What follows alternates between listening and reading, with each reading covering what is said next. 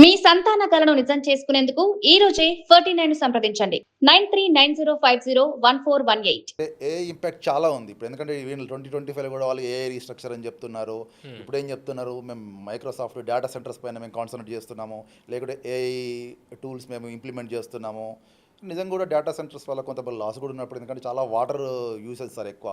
ఏదంటే ఒక top end data సెంటర్కు 1.3 గ్యాలన్స్ వాటర్ అవసరం ఉంటుంది. పొల్యూషన్ కూడా ఉంటుంది. తప్పితే వీళ్ళు ఏంటంటే సార్ ఇప్పుడు ఏంటంటే ఒకప్పుడు ఎట్లా ఉండేదంటే మోర్ ఎంప్లాయీస్ మంచి కంపెనీ లాగా ఉండేది. ఇప్పుడు ఏంటంటే లెస్ ఎంప్లాయీస్ మోర్ ఏఐ. ఈ విధంగా ఏంటంటే ప్రతి ఒక్కరు కూడా ఎంప్లాయీస్ని తగ్గించుకుంటూ వెళ్ళిపోతున్నారు.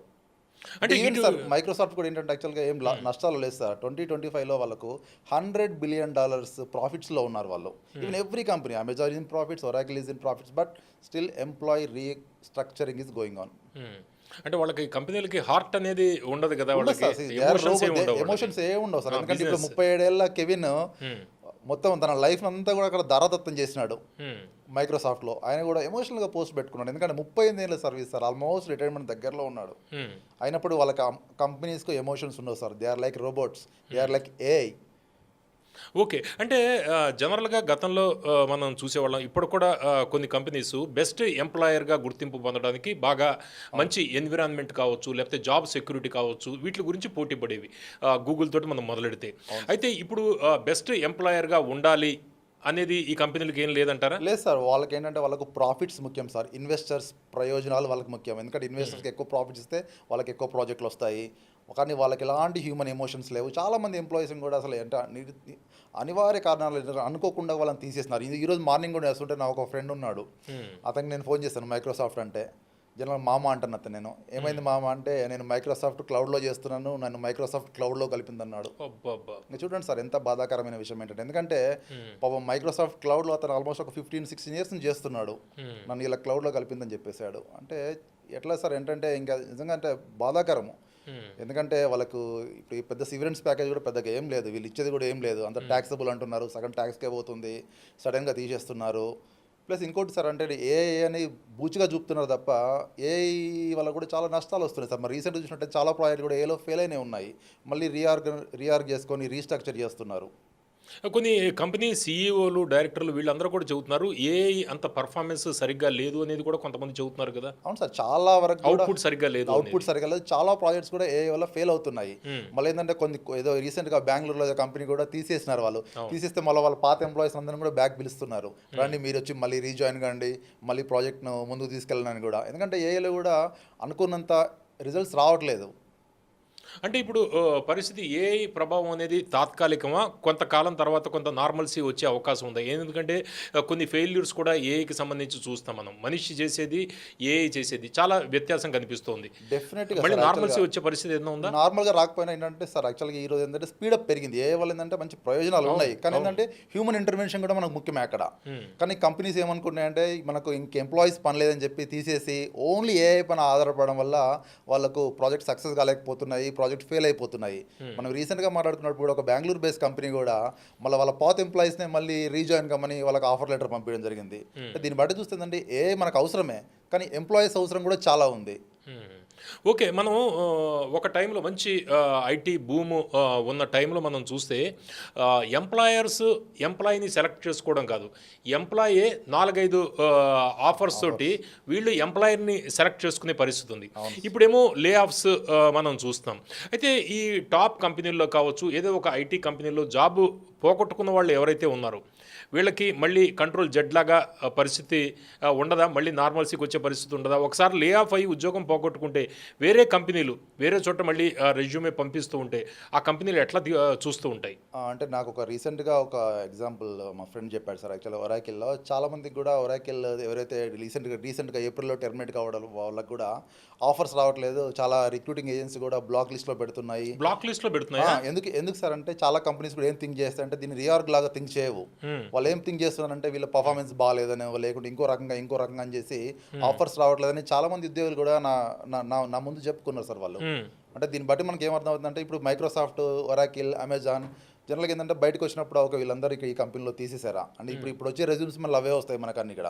కాబట్టి జనరల్గా ఏంటంటే ఒక బ్యాడ్ ఒపీనియన్ ఉంటుంది, కానీ నిజంగా కూడా ఏంటంటే అది తప్పు సార్. ఎందుకంటే చాలామందికి కూడా పర్ఫార్మెన్స్ ఉన్నా లేకున్నా తీసేసిన వ్యక్తులు చాలా ఉన్నారు. అంటే తొలగించినప్పుడు ఏ కారణాలు చెబుతూ ఉంటాయి? పర్ఫార్మెన్సా? లేకపోతే ఏఐకి అప్‌గ్రేడ్ అవుతున్నాము, లేకపోతే ఆటోమేషన్‌కి వెళ్తున్నాం మేము, అందుకు వీళ్ళేందంటే తగ్గిస్తున్నాయని చెబుతారా? లేకపోతే మీ పర్ఫార్మెన్స్ సరిగ్గా లేదు సార్ అనేది ఒక ఇంతకుముందు స్కెచ్ లాంటిది ఏదైనా ఉంటుందా? మెల్లమెల్లగా వాళ్ళని తొలగించే సార్ యాక్చువల్లీ దిశగా? ఇంతకుముందు ఎట్లా ఉండేది ప్రాసెస్ అంటే ఏదన్నా ఒక ఎంప్లాయీని తీయాలంటే ఒక పర్ఫార్మెన్స్ ఇన్ ప్రోగ్రెస్ అని ఒక ప్రోగ్రామ్లో పెట్టేవాళ్ళు. అతనికి ఒక 3 మంత్స్ 6 మంత్స్ టైం ఇచ్చేవాళ్ళు, నువ్వు ఇంప్రూవ్ చేసుకో, తర్వాత అప్పటికి కుదరకుంటే ఇంకా నీకు నోటీస్ పీరియడ్ ఇస్తామని చెప్పేవాళ్ళు. కానీ ఈ రోజు అట్లా కాదు సార్. యాక్చువల్గా ఒక 1-2 మంత్స్ 2 మంత్స్ నుంచి ఈ ప్రాసెస్ స్టార్ట్ అవుతుంది. ఒక టీంలో ఇప్పుడు ఒక 10 మందిని తీసేయాలనుకోండి, ఒక 20 మెంబర్స్ లిస్ట్ తీసుకుంటారు వాళ్ళ హైయర్ మేనేజ్మెంట్. తీసుకొని వాళ్ళు ఏంటంటే వాళ్ళకి ముందే ఏంటంటే తెలిసిన వాళ్ళు చెప్తారు, తెలియని వాళ్ళు చెప్పరు. కానీ వాళ్ళకి ఏంటంటే ఈ ఎవరి ఇంపాక్ట్ అయితే లేదో, ఎవరి వాళ్ళ ఇంపాక్ట్ లేదో వాళ్ళందరినీ తీసేస్తారు సార్. ఓకే. మీరు గతంలో ఒరాకిల్ మిమ్మల్ని తొలగించినప్పుడు మీరు ఒరాకిల్ మీద చాలా పోరాడారు. అవును సార్. అంటే వాళ్ళకి రైట్స్ లాంటివి ఏమి ఉండవు కదా సార్? యాక్చువల్గా ఎంప్లాయీస్కి రైట్స్ ఎంప్లాయీస్, ఎందుకంటే నేను లేబర్ కమిషనర్ దగ్గర చాలా సార్లు మాట్లాడాను సార్, లేబర్ కమిషన్ దగ్గర. ఎందుకంటే ఇవన్నీ ఈ ఐటీ కంపెనీస్ అన్నీ కూడా firms and establishment act, shops and establishment acts కింద వస్తున్నాయి. చాలా లేబర్ లాస్ వీళ్ళకు డైల్యూట్ అయినాయి ఇక్కడ. కాబట్టి ఏంటంటే ఐటీ కంపెనీస్ భయపడలేదు నిజంగా కూడా. అంటే వీళ్ళను ప్యూర్ లేబర్ కమిషనర్ రూల్స్ పట్టుకొస్తే మాత్రం నిజంగా వీళ్ళు వణుకుతారు సార్ వీళ్ళు యాక్చువల్గా ఐటీ కంపెనీస్. ఇంకొకటి ఏంటంటే చాలామంది కూడా ముందుకు రావట్లేదు. అంటే ఇప్పుడు లేబర్ కమిషనర్లో చూసినట్టయితే ఒరాకిల్ ఇండియాలో ఒక 15,000 మంది వరకు తీసేసింది. గట్టిగా 2-3 కేసులు కూడా ఒరాకిల్ పైన లేవు, లేబర్ కమిషన్లో కానీ కోర్టులో కానీ. అంటే చాలామంది ఎంప్లాయీస్ కూడా ఏంటంటే మళ్ళీ మన ఫ్యూచర్ పాడైపోతుందా, మన కెరియర్ పాడైపోతుందా అని భయపడుతున్నారు తప్ప ముందుకు వస్తలేరు. చాలామంది కూడా ఫోర్స్ రిజిగ్నేషన్ చేపిస్తున్నారు సార్. వీళ్ళందరూ కూడా ఎవరు ప్రాపర్గా రిజిగ్నేషన్ చేయరు సార్ వీళ్ళందరూ కూడా.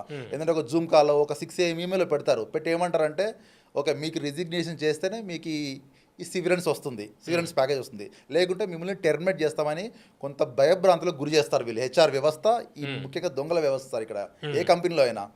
ఓకే. అంటే ఇప్పుడు ఈ లే ఆఫ్లు తోటి ఏ విధంగా ఇబ్బంది పడుతున్నారో మనం చూస్తున్నాం. దీనికి సంబంధించి తొలగించేటప్పుడు ఎటువంటి సిగ్నల్స్, అంటే ఈ వీడియో చూసే వాళ్ళకి కూడా చాలామందికి, ఎందుకంటే ప్రతి పెద్ద పెద్ద టాప్ కంపెనీస్, మైక్రోసాఫ్ట్ లాంటి కంపెనీసే తొలగిస్తున్నాయి కాబట్టి చిన్న చిన్న కంపెనీల పరిస్థితి, అందులో చేసే ఉద్యోగులు చాలా బిక్కుమంటూ ఉన్న పరిస్థితి. జనరల్గా మీరు చెప్పండి మీ అనుభవంతో, ఎందుకంటే మీకు చాలామంది కూడా ఫీడ్బ్యాక్ ఇస్తూ ఉంటారు ఉద్యోగాలు పోయిన వాళ్ళు కూడా, ఎందుకంటే మీరు ఒక ఫోరం పెట్టేసి దాన్ని రన్ చేస్తున్నారు కాబట్టి. జనరల్గా ఎటువంటి సిగ్నల్స్ ఆ హెచ్ఆర్ వాళ్ళు పంపిస్తూ ఉంటారు తొలగించినప్పుడు? సార్ ఇప్పుడు ఈ మధ్యలో జరిగే అన్ని కూడా మాస్ లేఆఫ్స్ సార్ యాక్చువల్గా. అంటే ఇంతకుముందు ఎట్లా చేస్తుండే ఒక 1000 మందో 2000 మందో 3000 మంది ఉండేవాళ్ళు. కానీ ఇప్పుడు తీస్తే మినిమం 5000కి తక్కువ క్వాంటిటీ ఎవరు తీయట్లేదు. వీళ్ళు ఏం పాలసీ లాగా పెట్టుకుని సార్ ఈ క్వార్టర్లో ఇంతమందిని తీసేయాలి నేను, ఏ కంపెనీ అయినా, ఈవెన్ మైక్రోసాఫ్ట్ అయినా ప్రాఫిట్స్ ఎంత పెంచుకోవాలి. కాబట్టి ఈ క్వార్టర్ ఎవ్రీ క్వార్టర్ వీళ్ళు టార్గెట్ పెట్టుకుంటారు సార్. ఈ క్వార్టర్లో అంటే ఇప్పుడు నెక్స్ట్ క్వార్టర్లో ఎవరిని తొలగించాలని కూడా ఈ క్వార్టర్లో లిస్ట్ రెడీ అయిపోతుంది సార్. యాక్చువల్గా జనరల్గా ఎట్లా ఉంటుందంటే అప్రైజల్స్ రావు సార్. యాక్చువల్గా అప్రైజల్స్ రావు, ఇంకా వర్క్ పెద్దగా చెప్పరు. మనకు అర్థమైపోతుంది, అంటే కొంచెం డీప్ థింక్ చేసినట్టయితే మనకు అర్థమైపోతుంది. ఎందుకంటే అప్రైజల్స్ రావట్లేదు, తర్వాత ఇండైరెక్ట్ కొంతమంది తెలిసిన మేనేజర్స్ ఉండేదంటే ఇంకా ఇక్కడ సిచ్యువేషన్ బాగాలేదు, ప్రాజెక్ట్ అయిపోతుందని ఇండైరెక్ట్గా సిగ్నల్స్ ఇస్తారు. ఇవన్నీ మనం గమనించుకున్నట్టయితే డెఫినెట్గా మనకు అర్థమైపోతుంది. ఆ దృష్టిలో పెట్టుకొని మీరు బయట ట్రై చేసుకోవడం, ఏదో ఒకటి చేసుకోవడం బెటర్ సార్. ఇంకా లే ఆఫ్లో ఉద్యోగం కోల్పోయిన వాళ్ళు జాబు ఇలా లే ఆఫ్స్ ప్రకటిస్తున్నారు అని తెలిసిన వెంటనే వాళ్ళు ఎటువంటి జాగ్రత్తలు తీసుకోవాలి సార్? ముఖ్యంగా ఏంటంటే అసలు ఈ రోజు ఎప్పుడు ఏ లే ఆఫ్ ఉంటుందో తెలియట్లేదు. మనం ఇంతకుముందు మాట్లాడేట్టుగా డైలీ కంట్రోల్ వేసి మీరు విండోస్లో ప్రెస్ చేసుకోండి, మీ రెజ్యూమ్ని అప్డేట్ చేసుకోండి, మీ రెజ్యూమ్ సేవ్ చేసుకోండి, లింక్డ్ఇన్లో మీరు పోస్ట్ చేసుకోండి, లేకుంటే నౌకరీలో మిగతా వెబ్సైట్లో జాబ్ పోర్టల్స్లో మీరు పోస్ట్ చేసుకుంటూ ఉండండి, ట్రై చేయండి. ఎందుకంటే మీకు అంతగా ప్రెషర్ ఉండదు. ఎందుకంటే ఒకసారి పోయిందంటే ఇంకా మీకు మీ అకౌంట్స్ బ్లాక్ అవుతాయి, మీ ఈమెయిల్ బ్లాక్ అవుతుంది, మీ చాట్ బ్లాక్ అవుతుంది, మొత్తం అన్ని బ్లాక్ అయిపోతాయి. కాబట్టి ఏంటంటే మీకు ఇవన్నీ ముందే తప్పించుకోవడానికి ఏంటంటే ఇప్పుడు కంపెనీ, ఎందుకంటే ప్రతి కంపెనీ రీసెంట్ కూడా మనకి ఇంటెల్లో చూసినట్టు కూడా ఒక 24,000 మంది ఇస్తారు. అంటే మనకి ఏ కంపెనీ ఎప్పుడు వస్తుందో ప్రతి కంపెనీ తీసేయాల్సిన పరిస్థితి ఈ రోజు మనకు ఏర్పడే అవకాశం వాళ్ళకి. ఎందుకంటే ప్రతి ఒక్కరు కూడా డేటా సెంటర్లో, ప్రతి ఒక్కరు కూడా ఏ ఇన్వెస్ట్మెంట్లో వైపు వెళ్తున్నారు కాబట్టి అన్ని కంపెనీలు కూడా అందరినీ తీసేస్తున్నాయి. నేను ఎప్పుడైతే మనకు మైక్రోసాఫ్ట్ ఫౌండర్ బిల్ గేట్స్ ఒక మాట అని చెప్పాను ఇంతకుముందు, ఎప్పుడు కూడా ట్రెడిషనల్ పద్ధతిలో మీరు చేస్తుంటే ఇంకా దాన్ని మర్చిపోండి ఆ జాబ్ను. మీరు ఎప్పుడైతే ఇన్నోవేషన్ వైపు మీరు వెళ్తున్నారో మీ జాబ్ సేఫ్టీగా ఉంటుంది.